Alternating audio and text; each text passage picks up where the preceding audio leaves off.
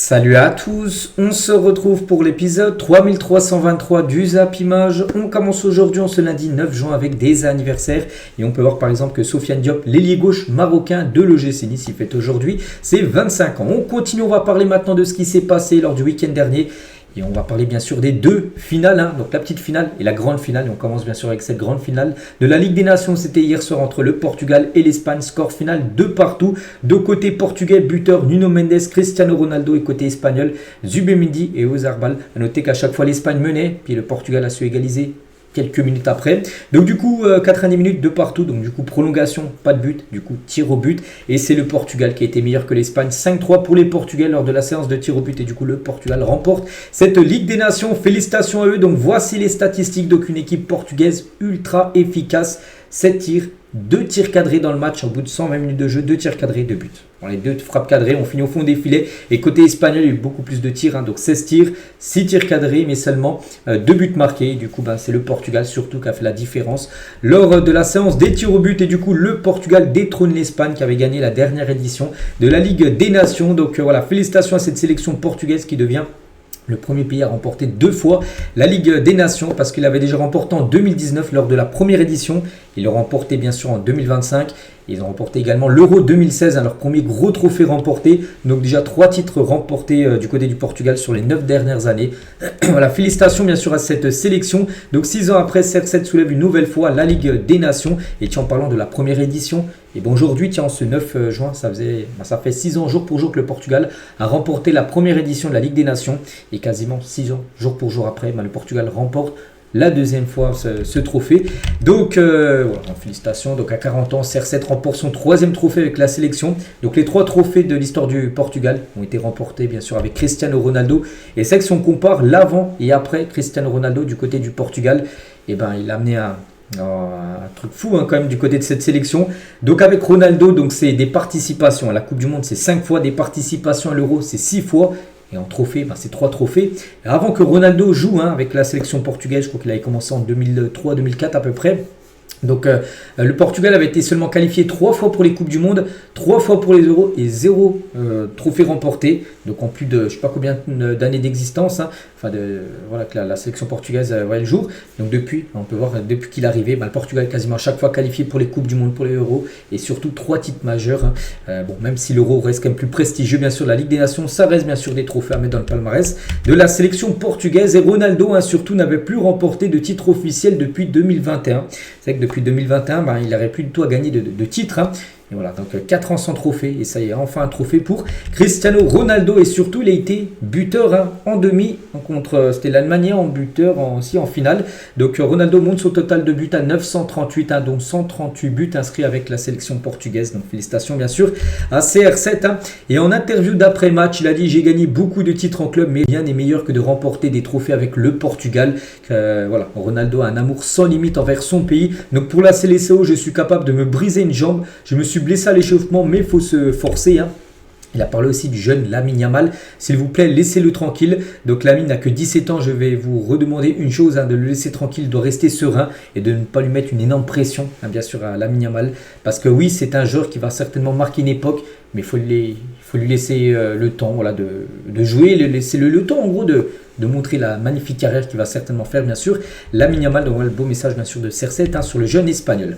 Et pour revenir sur CR7, donc il n'a pas joué tout le match entier à la 86e, il s'est mis au sol, donc il aura tout donné, il sera remplacé par Gonzalo Ramos. Il a tout donné, puis il a quand même 40 ans, Cristiano Ronaldo. Il a préféré laisser sa place à un joueur beaucoup plus frais, donc Gonzalo Ramos, qui l'a remplacé pour les prolongations. Mais Ronaldo, bien sûr, était à fond. On a derrière son équipe pour la séance des tirs au but, donc il était énormément stressé. Bien sûr, Cristiano Ronaldo est toujours avec lui, vu que c'était la page CR7.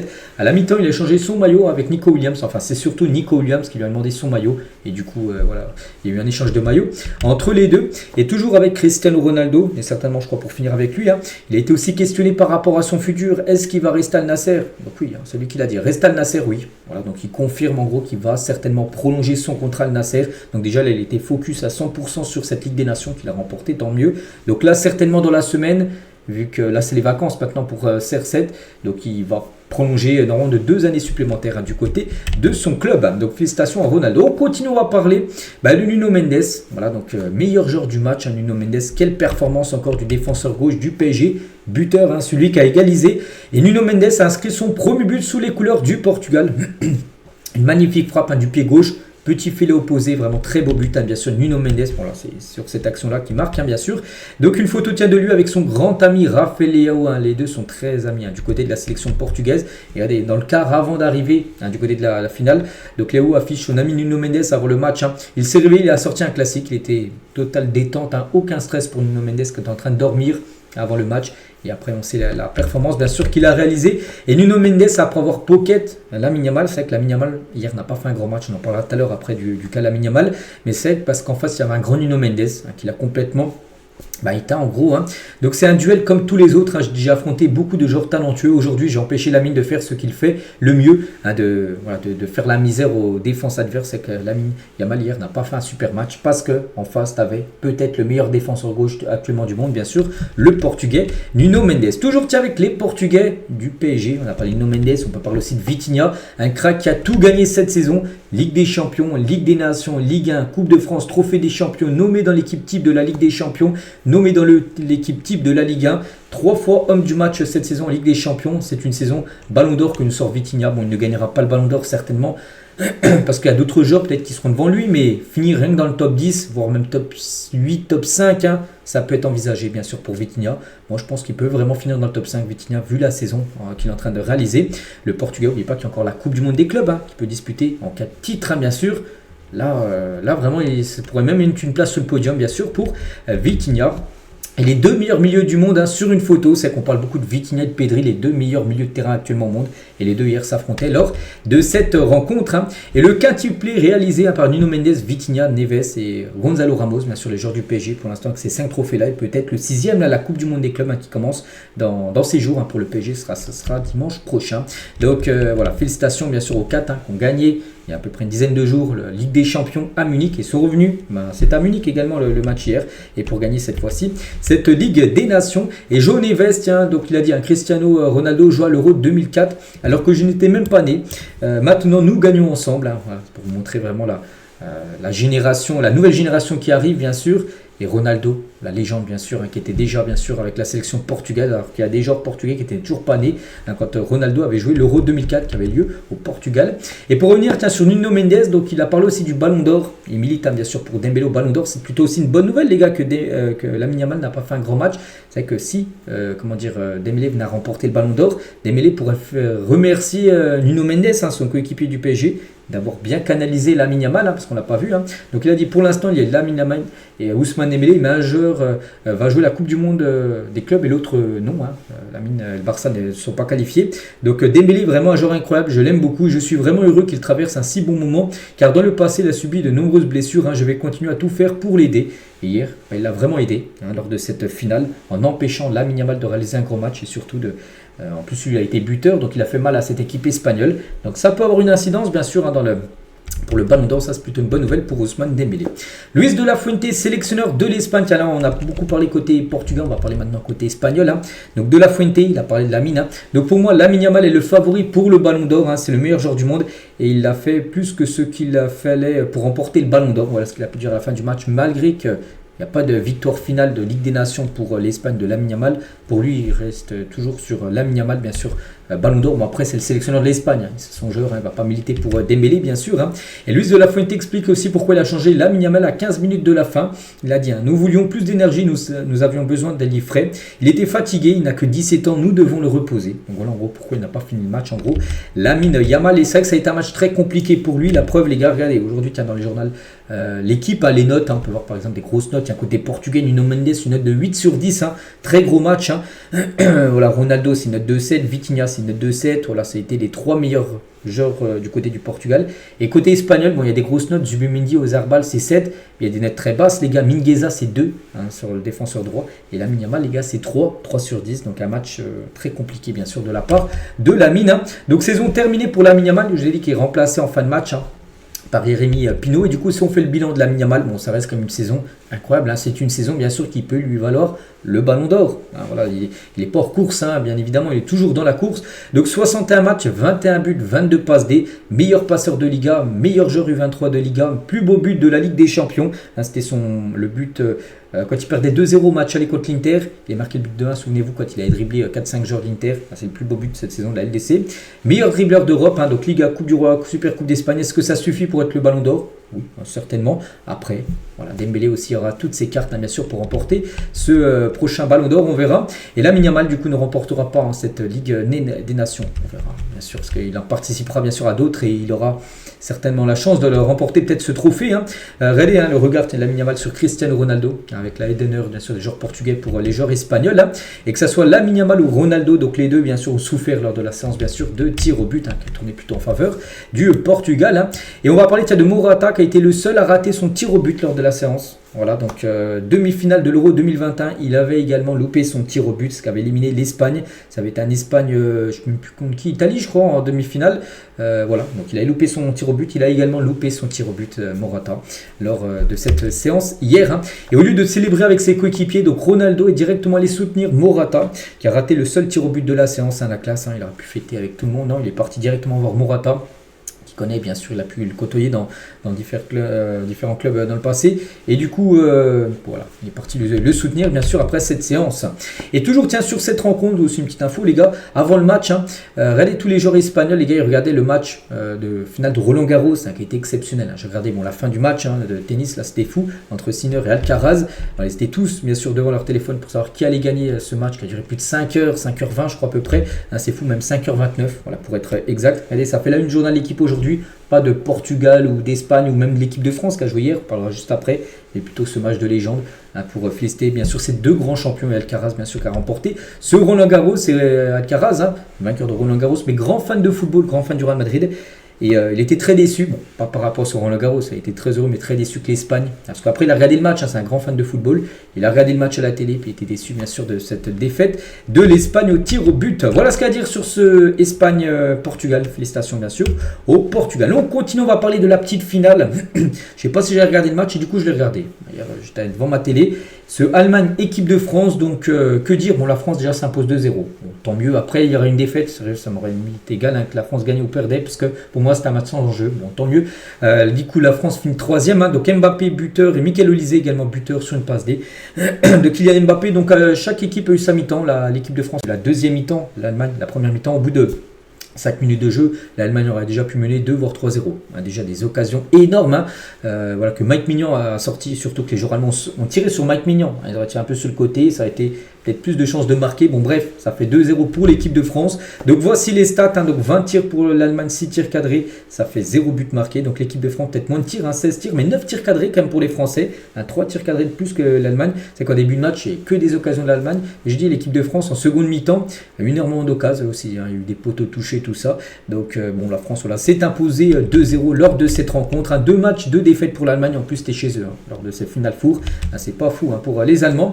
Donc une petite victoire pour la route, voilà, avant de partir en vacances, hein, pour certains joueurs, hein. Donc l'homme du match c'est Kylian Mbappé, auteur d'un but et une passe D. Kylian, donc logiquement il a été élu bien sûr homme du match, et cette saison où il lui reste bien sûr la Coupe du Monde des clubs, mais pour l'instant les gars, Golden Boy, soulier d'or, hein.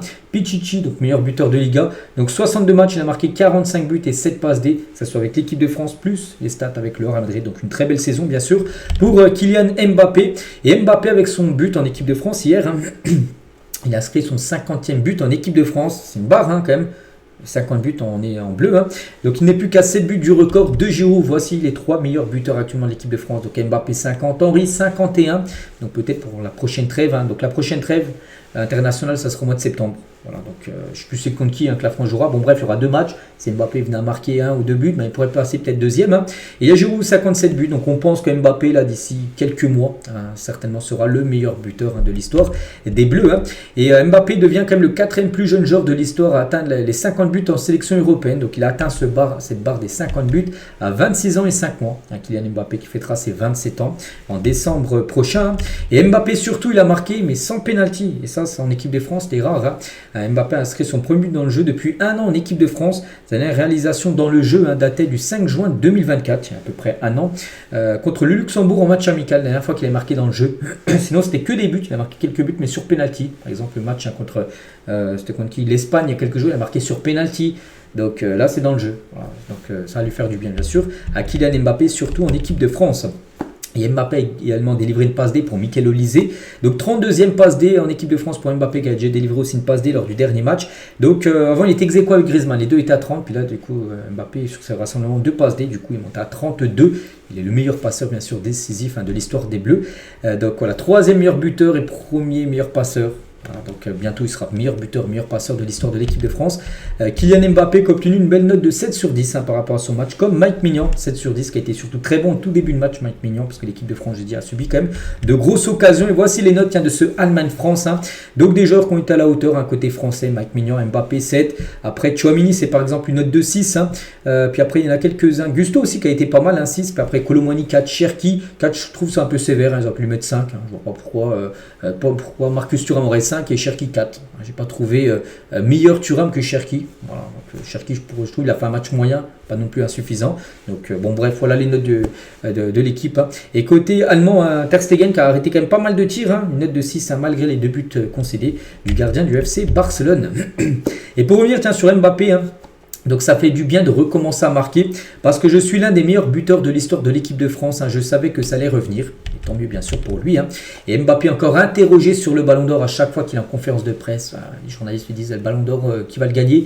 Il a dit j'ai des opinions, mais mon opinion compte peu. Le seul trophée qui ne dépend que de mes pieds, c'est le soulier d'or. Le reste, ce n'est pas moi qui vote. Donc bon après il avait déjà dit dans le passé parce que là, c'est la seconde fois encore interrogé, parce qu'il a déjà été interrogé il y a quelques jours. Il avait dit qu'il soutenait à fond, bien sûr, Ousmane Dembélé pour ce Ballon d'Or. Et par rapport au PSG, il était aussi interviewé. Le PSG a gagné la Ligue des Champions. Vous jouez au Paris Saint-Germain saison dernière. Ça vous fait quoi? Donc le PSG, je ne suis pas parti trop tôt. Je pense que mon histoire avec le PSG, elle était terminée. Et il fallait que ça se termine. Il n'y a aucune amertume. Il n'est pas du tout dégoûté. Bien sûr que Paris gagnait la Ligue des Champions sans lui. Au final, c'est juste le destin qui fait que ça devait se faire sans moi. Et il a dit, j'étais content parce que je pense qu'ils le méritent. Ils ont connu tellement d'années où ils ont galéré. Si on parle purement terrain, c'était la meilleure équipe d'Europe. Donc ils méritaient leur titre. Je ne me souviens pas d'une finale majeure où il y a eu un 5-0. Donc c'est mérité à 100%. Maintenant, ils vont devenir l'équipe que tout le monde veut battre. C'est vrai que quand une équipe gagne la Ligue des Champions, par exemple la Coupe du Monde, c'est l'équipe à battre en gros. Donc là, le PSG sera l'équipe à battre dès la Coupe du Monde des clubs, bien sûr, qui commence dans quelques jours. Et Kylian s'est exprimé au sujet aussi de Désiré Doué. Ouais, il m'impressionne. Il est à l'image des jeunes joueurs qui arrivent. J'ai l'impression qu'ils sont encore plus insouciants que ma génération quand on était plus jeune. Et il va devenir le joueur qu'il veut devenir. Il a un vrai projet de carrière. Voilà, le magnifique message hier dans Téléfoot qu'il a dit ça. Kylian Mbappé sur le jeune Désiré Doué. On peut parler aussi d'Aurélien Tchouaméni qui a commencé titulaire contre l'Allemagne. Gros match de Tchouaméni. Il a commencé sur le banc lors du match contre l'Espagne. Donc hier, 34 passes, 34 réussis.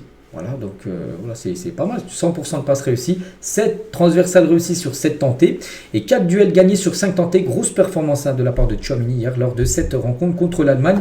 Et on avait à cœur de gagner ce match parce que lorsqu'on ne gagne pas, on se fait toujours taper dessus. Voilà ce qu'il a pu dire à la fin du match, bien sûr, donc tant mieux, mais bon, voilà, c'est la petite finale. Il fallait gagner aussi, surtout la demi-finale pour avoir accès à cette finale. Mais bon, l'équipe de France, on va dire, finit sur une belle note. Michael Olise, buteur. Donc buteur sur une passe D de Kylian Mbappé. Donc cette saison, club plus sélection, c'est quand même 19 buts et 20 passes D. Pas mal. Donc là, il va jouer dans quelques jours, bien sûr, la Coupe du Monde des clubs avec son club du Bayern Munich. Lui aussi va jouer la Coupe du Monde des clubs, c'est Lucas Hernandez. En compétition officielle, c'est vrai que c'est un peu un porte-bonheur du côté des Bleus. Donc seulement une défaite avec Lucas Hernandez sur le terrain, 20 victoires, 7 matchs nuls. La preuve, hier, il a joué. Malgré qu'il ait été en difficulté en tout début de match, où les grosses occasions de Ademi, l'attaquant de l'Allemagne, s'est complètement fait un coup en fumée. Bon bref, voilà, quand il joue, l'équipe de France perd très rarement. Lucas Hernandez, les Bleus avec Lucas Hernandez. Et Deschamps, sur Malo Gusto qui a pris des bons points, Malo Gusto, avec son bon match hier. Il a une qualité offensive, il va vite, il a un bon pied, c'est très positif à confirmer. Il sera certainement de nouveau appelé lors du prochain rassemblement. Mais là, il sera en concurrence avec Koundé. qui n'est pas joué parce qu'il était forfait pour ces 2 matchs. Et Deschamps qui a enregistré sa 107e victoire à la tête de l'équipe de France hier. Il devient ainsi le 2e entraîneur avec le plus de victoires à la tête d'une même sélection, derrière Joachim Löw, donc le coach allemand. Il a 124 victoires, donc voilà, Deschamps lui c'est 2e, 107, donc il dépasse maintenant Oscar Tabarez, l'ancien coach de l'Uruguay, qui lui a 106 victoires avec sa sélection. Et du côté de l'Allemagne, juste une info, que Nagelsmann considère la défaite de l'Allemagne comme pas méritée. Il a dit, compte tenu des occasions et du déroulement du match, je dois dire que la victoire de la France n'était pas méritée. Bon, c'est vrai qu'en début de match, les gars, l'Allemagne aurait dû certainement marquer. Il y a eu un grand Mike Mignon.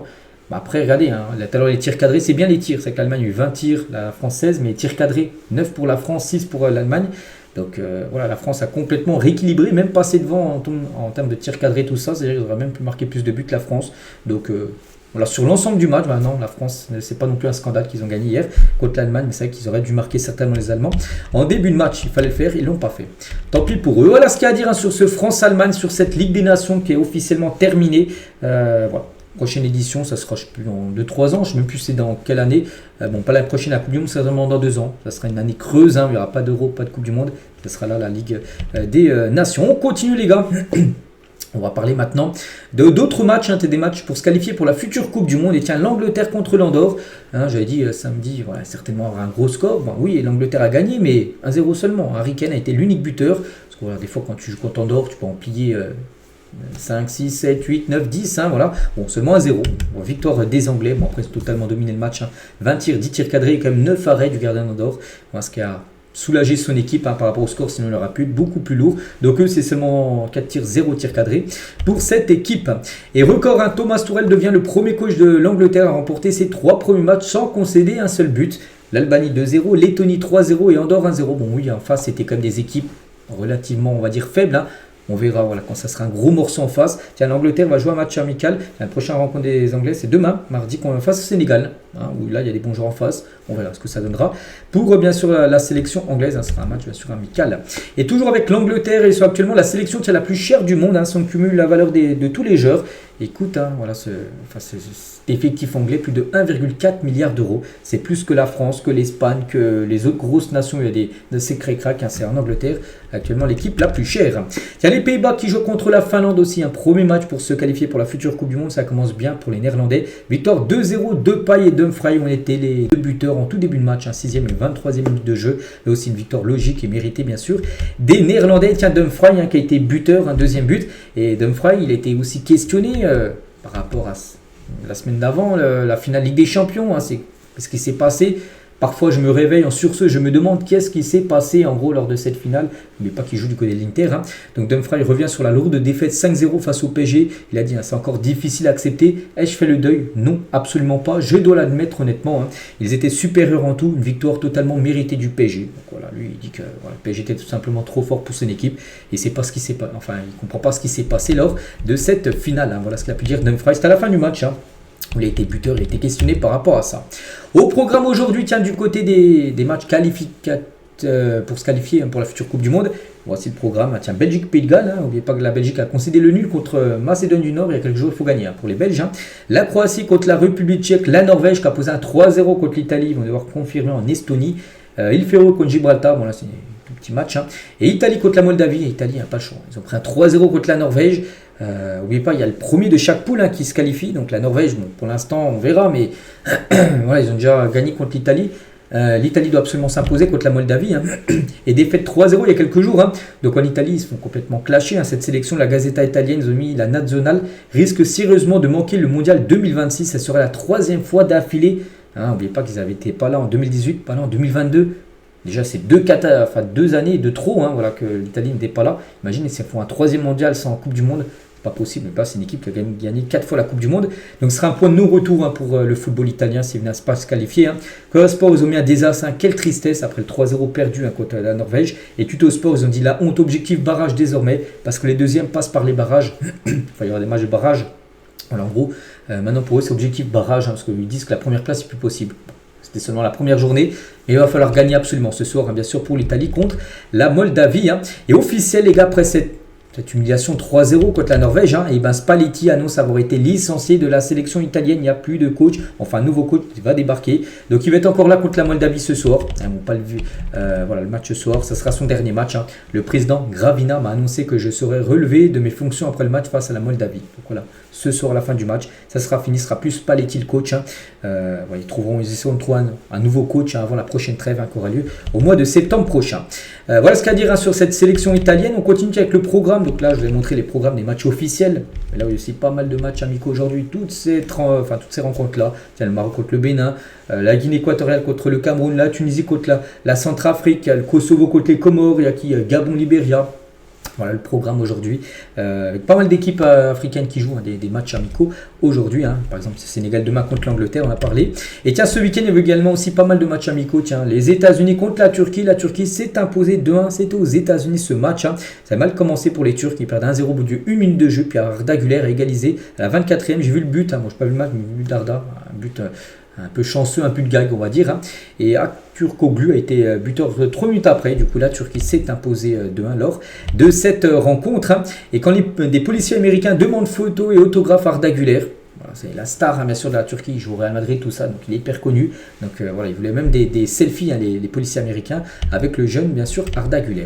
Tiens, le prochain match, bien sûr, des Turcs, hein, c'est contre le Mexique, qui s'est incliné 4-2 contre la Suisse. Voilà. Belle victoire, hein, bien sûr, des Suisses, hein, 4-2 contre le Mexique. C'est également un match amical. Tiens, le Canada contre l'Ukraine, 4-2 pour les Canadiens. À noter que Jonathan David, l'attaquant canadien de Lille, a marqué un doublé. Alors, de cette rencontre, n'oubliez pas que David partira de Lille. Il en fin de contrat dans 21 jours. Et c'est officiel, il quittera le LOSC. Concernant d'autres rencontres officielles, la RDC joue contre Madagascar. La RDC s'est imposée 3-1 pour ce match. Hein. Il y avait aussi la Nouvelle-Zélande contre la Côte d'Ivoire. Et c'est la Nouvelle-Zélande qui s'est imposée 1-0 lors de cette rencontre. Hein. À noter 3 défaites sur les 6 derniers matchs quand même pour la Côte d'Ivoire, qui n'est pas au mieux actuellement. Ils avaient perdu également contre la Zambie et Sierra Leone. Ils ont gagné aussi 3 matchs. Hein. Tchad, Burundi et la Gambie. Mais voilà, 6 derniers matchs, 3 victoires, 3 défaites. Ils sont pas au mieux, on va dire. Hein. Les champions d'Afrique, bien sûr, cette équipe ivoirienne. On prend la direction de la Pologne. On va parler de Robert Lewandowski, qui se retire de la sélection polonaise tant qu'il n'y a pas de changement d'entraîneur. Il a sorti un communiqué. Compte tenu des circonstances et de la perte de confiance envers le sélectionneur, j'ai décidé de me retirer temporairement de l'équipe tant qu'il sera l'entraîneur. J'espère qu'il me sera encore donné de jouer pour les meilleurs supporters du monde. Bon, en gros, il a dit tant que le président de la Fédé laisse cet entraîneur-là, il ne reviendra pas, Lewandowski. Voilà, donc il met une grosse pression, parce que Lewandowski, les gars, c'est la légende, bien sûr, de la Pologne. Donc on verra le président, est-ce qu'il va être plutôt du côté de son entraîneur ou plutôt du côté de Lewandowski, parce que si l'entraîneur reste, Lewandowski ne reviendra pas. On verra ce qui va se décider du côté de cette sélection. On continue, tiens, il y avait un match aussi, c'était la finale du championnat U19. C'est entre l'équipe de Nantes et l'équipe du PSG. Et le Paris Saint-Germain U19 s'est imposé de 1. Donc dans un match très disputé, Dabo a ouvert le score en faveur des Nantais. Mais après, les Parisiens ont égalisé. Dabo au 19e. Mais après, Zaguet, Yoram Zaguet qui joue avec l'équipe première. Il est tout jeune, donc il a joué avec les U19. Et Camara, il marquait également. Et du coup, le PSG remporte. Ils ont déjà remporté la saison dernière le championnat U19. Il remporte de nouveau l'équipe parisienne. On va parler aussi du FC Barcelone féminin qui joue un match. C'était la Coupe d'Espagne, la Coupe de la Reine, ils appellent ça en Espagne. Ils ont gagné 2-0 contre l'Atlético Madrid féminin. Et du coup, le Barça, les Jeux, réalisent le doublé championnat plus Coupe de la Reine. N'oubliez pas qu'elles n'ont pas gagné la Ligue des Champions, elles avaient perdu 1-0 contre Arsenal il y a quelques semaines. On continue avec d'autres infos. Tiens, officiel, le jour de ses 98 ans, l'AS Roma annonce revenir à son ancien logo. Donc voici le nouveau logo de l'AS Roma. Bon, c'est l'ancien, mais qui revient en gros. Donc là, le logo d'avant, c'était celui de gauche là qui portait sur leur maillot. Donc dès la saison prochaine, les gars, voici le maillot qui sera mis sur le maillot de l'AS Roma, que je trouve même plus beau, les gars, ce logo qu'ils avaient avant, là qu'ils m'ont porté, voilà que l'ancien. Donc voilà, changement de logo du côté de l'équipe de Rome. Toujours en Italie, on va parler de Randal Colomani qui s'exprime sur son avenir. Je pars avec la Juventus Turin, la Coupe du Monde des clubs qui commence fin de semaine. Je suis très content de la Juve, j'espère continuer là-bas. Ils m'ont très bien accueilli, je prends du plaisir. Donc n'oubliez pas qu'il appartient au PSG, il est prêt à la Juve, mais il va jouer toute la compète bien sûr avec la Juventus Turin.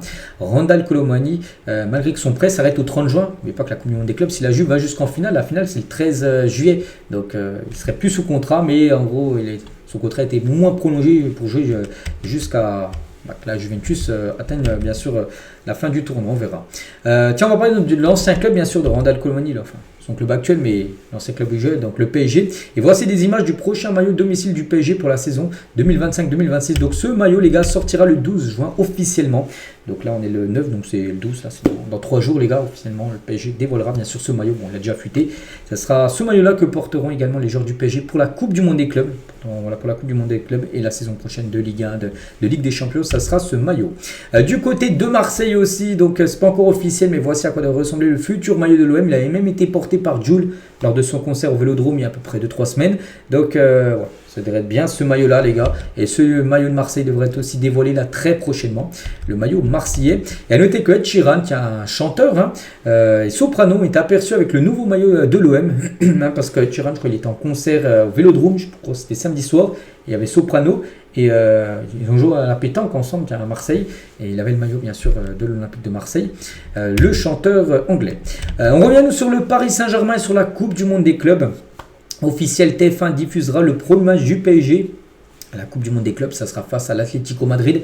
Donc là, hier soir, dimanche, il y avait bien sûr Espagne, Portugal sur TF1. Dimanche prochain, les gars, pareil, du football. PSG, Atlético Madrid. Première rencontre pour le PSG pour cette Coupe du Monde des clubs, bien sûr. Ce sera à 21h. Donc le match à 21h en France, mais il commencera midi à Los Angeles. Voilà pourquoi il commence là-bas à midi pour qu'il soit en prime time, on va dire, en France. Et à noter que les joueurs du PSG s'envoleront demain. Donc reprise aujourd'hui de l'entraînement pour certains joueurs. Par exemple, les joueurs qui ont joué en sélection, là, comme Fabien Ruiz, par exemple, hier, reviendront un peu plus tard. Mais les joueurs qui n'étaient pas en sélection reprennent aujourd'hui. Et demain, les gars, demain, départ du côté des États-Unis à Los Angeles. C'est leur camp de base pour l'équipe parisienne. Et Nasser, donc Luis Enrique m'a dit après le match face à Arsenal qu'on serait champion d'Europe. Il a été questionné, Nasser, il a dit ça. Et Nasser défend la Ligue 1. Il est plus facile de marquer en Liga qu'en Ligue 1. Donc Luis Enrique a porté haut les couleurs de la Ligue 1. Il a défendu de ceux qu'il appelle la Farmer League. Voilà ce qu'a pu dire bien sûr Nasser. Et le grand propriétaire du PSG, parce que Nasser c'est le président. Mais au-dessus, les gars, il y a quelqu'un, n'oubliez pas, au PSG, c'est le propriétaire qu'on voit très rarement. Et c'est lui, les gars, qui met les fonds, tout ça, enfin l'argent dans Paris, les gars. C'est Tamim Ben Hamad Al Thani, l'émir du Qatar et propriétaire du PSG. C'est lui le propriétaire du PSG. Il assistait à la finale de Roland Garros hier, donc il est à Paris. Bien sûr, c'est une personne très importante, bien sûr, dans le changement total de dimension de Paris. Et hier, les gars, il y avait un documentaire sur Canal+, après tant d'années, le PSG, le film du sacre de la Ligue des Champions. Et dans le cas du documentaire sur l'épopée du PSG, le journaliste Julien Panafieux a regardé comme la finale de Ligue des Champions 15 fois. 15 fois, il a regardé le match. Pourquoi ? Parce qu'en gros, le Canal+ avait 15 caméras différentes. Et en gros, il a regardé avec toutes les caméras différentes. La finale, en gros, il y avait il y en a qui c'était sur des zooms spéciaux sur des joueurs. Donc, il a regardé entièrement sur le joueur spécial. En gros, il a regardé 15 fois. Voilà, cette finale de Ligue des Champions pour faire ce documentaire, bien sûr. PSG, voilà, c'est une victoire finale en Champions League. Et pour revenir, tiens, c'est aussi sur l'équipe de l'Inter, qui a sombré. On parlait tout à l'heure de Dumfries. Et d'après la Gazzetta italienne, il dit de la conférence de presse à la finale désastreuse face au PSG, les joueurs de l'Inter avaient compris que Simone Inzaghi allait partir en Arabie Saoudite. Maintenant, c'est officiel. C'est le coach de Al Hilal. Et ont joué totalement vite face au PSG. Donc pour eux, la Gazzetta italienne, ils disent que l'Inter a été si mauvaise en finale parce qu'ils savaient en gros qu'Inzaghi allait partir. Bon, c'est leur excuse. Voilà. Bon, c'est tout simplement que le PSG était bien trop fort, bien sûr. Je pense pas qu'il jouait en tête. Là, Inzaghi va partir, du coup, on va pas jouer le match. Non. C'est juste que Paris était tout simplement beaucoup trop fort pour l'Inter ce soir-là. Tiens, on va parler d'Ousmane Dembélé. Il devrait être forfait pour la phase de groupe la Coupe du Monde des clubs. Donc, il pourrait ne pas jouer la phase finale. Enfin, il pourrait jouer à partir des 8e en gros. S'il y en a une, bien sûr, si le PSG venait à se qualifier. Il va falloir prendre des points. Donc, le Français s'est blessé à la cuisse gauche face à l'Espagne. Donc, il loupera le match contre l'Atlético. Donc, le 15, c'est dimanche prochain, 21h, Botafogo le 20 et contre Seattle le 23. Donc voilà. Si après qualification à 8e, là il pourrait peut-être faire son retour. Ousmane Dembélé, on lui souhaite bien sûr un très bon rétablissement. Neymar est indispensable. Donc Casemiro fait l'éloge de Neymar. Donc il est au top de sa forme. Il est il est meilleur que n'importe qui. Voilà ce qu'a pu dire Casemiro. N'oubliez pas, il a fait son retour. Ça faisait 3 ou 4 ans qu'il ne jouait plus en sélection. Quand Ancelotti est revenu en sélection, après la sélection brésilienne, il le connaît très bien Casemiro vu qu'il le coach au Real. il l'a appelé. Voilà ce qu'il a pu dire à Casemiro sur Neymar. À noter, Neymar lui envoie de la force. Pourquoi surtout un bon établissement. Il était testé positif au Covid-19. Qui a toujours eu ce Covid-19, les gars. Donc il est mis de côté. Là, tout le monde, de toute façon, il était blessé. Il n'avait pas joué ce rassemblement-là. Mais voilà, un bon rétablissement, bien sûr, à Neymar. Celui qui doit remporter le Ballon d'Or est un joueur qui a gagné la Ligue des Champions. On va revenir aussi sur ce qui a fait parler ça. C'est Cristiano Ronaldo. C'était avant le match contre l'Espagne. Mais là, il parlait, quelqu'un lui a dit le Ballon d'Or qui va le remporter. Il a dit, celui qui doit remporter le Ballon d'Or doit gagner la Ligue des Champions lors de la saison. En gros, il a dit, je n'arrive pas à détacher un joueur, mais il y a beaucoup de candidats. Donc Lamine Yamal, Mbappé, Dembélé, Vitinha. Mais bon, comme je le dis récemment, je trouve que cette récompense a perdu de la valeur, désolé. Mais voilà, donc lui, surtout, c'est ça qu'on va revenir. Celui qui doit remporter le Ballon d'Or est un joueur qui gagne la Ligue des Champions. Et il y en a un, les gars, ça fait tilt, bien sûr, c'est Franck Ribéry. Tu dois remporter la Ligue des Champions pour remporter le Ballon d'Or. Il a mis ça sur son compte Instagram. Il n'est pas réagi à la déclaration de Ronaldo. Parce qu'en 2013, bien sûr, Ribéry, regardez à droite tout ce qu'il a remporté. Ligue des Champions, bien sûr, meilleur joueur de la Champions League, Bundesliga, Super Coupe, Coupe d'Allemagne, il a tout remporté. Il n'avait pas gagné la Ligue des Champions.